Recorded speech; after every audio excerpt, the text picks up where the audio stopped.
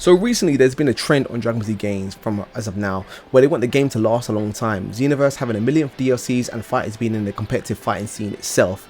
Even though we love TANKdGAMER games, usually they didn't offer that much playability, but I believe this one might be different. Previously before, we only used to get like Dragon Ball Z games releasing like once a year, especially with the TANKdGAMER series, right? And the Budokais as well. So they would be like once a year, TANKdGAMER 1, TANKdGAMER 2, TANKdGAMER 3. I can imagine obviously because they didn't have like DLCs and things to keep the game going. But as of now, the live show isn't going to end anytime soon. What are they expecting to keep us hooked into this game? Well, stay tuned. We'll dive right into it. Boom, guys, really know what it is. You know LT, aka TANKdGAMER now. I don't want to waste no time. I want to dive right into it. Xenoverse is on their like millionth DLC right now, and then you got fighters in the competitive scene itself anyway. So that kind of feeds itself, right? People are just going to keep playing the game and get better over time. So that just kind of makes sense in that sort of avenue, right? But I feel Spark and Zero is going to be different. The reason why I say that is because one, you've got the game which is going to be based on a lot of like custom battles. That means it's going to give us the abilities to be able to kind of like mold our own matches and stuff like that. And I think there's put a lot of work into this sort of engine. So is this the Easter egg they're keeping hidden from us? So when we do get the game, we're all wowed out of our brains, or what? Besides the point of that, I want to dive into another feature what I've noticed as well. So with the characters, like you can see they're pretty fleshed out, right? They've got the same sort of element like what Xenoverse 2 had.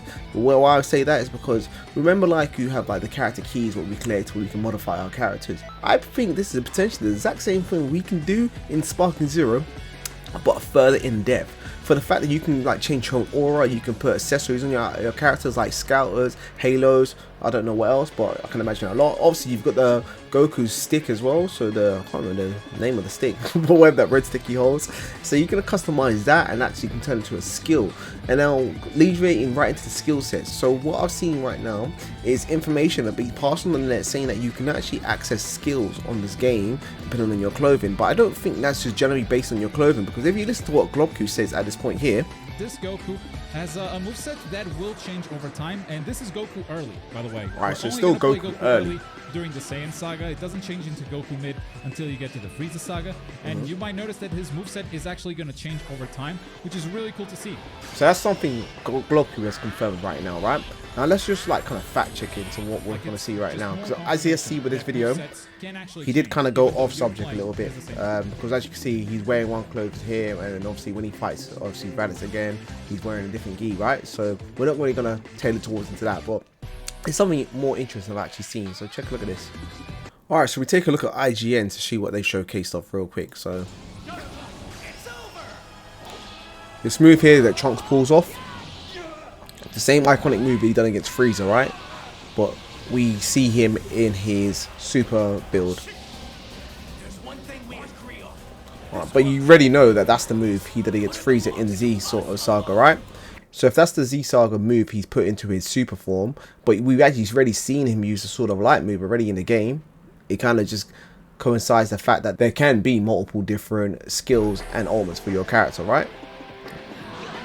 So just going by this, we can really see Z Trunks has this ultimate as well.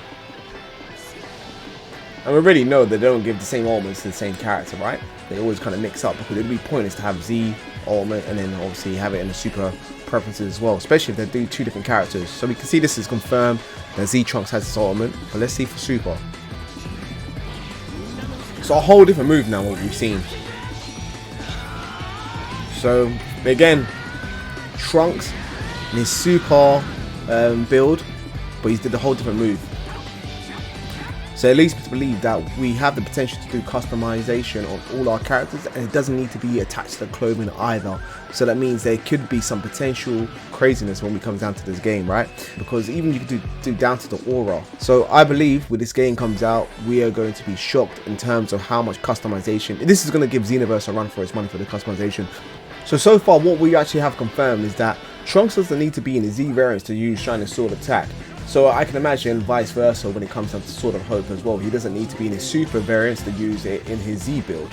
So this gives me the likeliness that they are going to make sure that we can customize whatever variety of the character and then put them into what build we want. So say for example, we want to have instant transmission on all the Gokus. So for example, in TANKdGAMER 3, I think he lost the ability to use instant transmission in his Super Saiyan 1 form, but you can actually put that on and actually customize your character's build. So this leads to the potential of a lot more, or you can watch it in the background if you want, but it leads to the potential of a lot more customization in the game that we even expected, we never seen before really. So the only time it started this was obviously like Xenoverse 2, and that was quite limited to the base of what we was kind of working with, right? But they still allowed you to kind of pass on the variation between obviously Goku's build from one to another. But with this you have accessories, and then you also have like the clothing attire you can change and things like that, and even the skills, the ultimates. I can imagine this game is going to be crazy, especially in a long time. This game is going to have a lot of longevity put into it with the custom battles, auras. So again, it just leads me to believe that this game is going to have a crazy in-depth customization function built into it. And they're obviously going to be like DLC where you can actually buy add-ons and things like that. And I believe they would mention something about a season pass as well, so where you can kind of get a lot more accessories throughout the time pace while this game is running. So for example, just to compare it as well, like the customization is going to be quite similar to what Tekken 8 is functioning as, or even the previous Tekken games. So what are we expecting exactly? So I believe that we are going to be expecting a customization fleshed out kind of like Tekken 8, Tekken 7, but the fact that we can actually change our moves and skills is going to be crazy. There's over 180 players in the game, 182 to be exact, but throughout the period of time there's probably going to be more, you know. So when that does come out and we do get new characters, new skills and things like that, I can imagine the potential of this game is going to be nuts. So this game might be the perfect middle child when it comes down to fighters and Xenoverse 2. Reason being because it's a better functionality fighter game than Xenoverse 2, and it brings more immersion than fighters. So as they were saying, that we're taking elements from what fighters did with their cutscenes and things like that. Obviously, unfortunately, we don't get no like ultimate finishes and anything like that, but we do get some great visual effects when it comes down to the skills, the ultimates, their transformations, all these sort of things, you know. And then when it comes down to customization from Xenoverse 2, they took a strong leaf from that book and they kind of thought, let's just make our own. Is there a possibility that we can actually see Kaioken stack onto Super Saiyan forms as well, or even just the potential? I don't know. I'll leave this out for you guys to kind of just ponder on to anyways. Or even see Vegeta with instant transmission, or Gogeta as well, since they both share Goku's essence, right? So what do you guys think? Is it possible you can see a Super Saiyan Goku stacked with Kaioken, or even again instant transmission Vegeta or Gogeta? Let me know in the comment box below, but you already know what it is. You know LT, aka TANKgamer. Like, comment, subscribe, and I'll see you in the next one. Let's get it. Bow! We out. Ways on the train, make games like I said, you good for the pain. Cells that react, maybe go on stronger. System go lit like a TNT Wick spot. If they be launched at me, then I own God. They need to retreat, they be beating the studio. Pizza, none of bully in the freezer. Heal up and cut like a room cut Caesar. I'm send like a ruler. Once in a blue moon, go ape like a Vegeta. Don't you give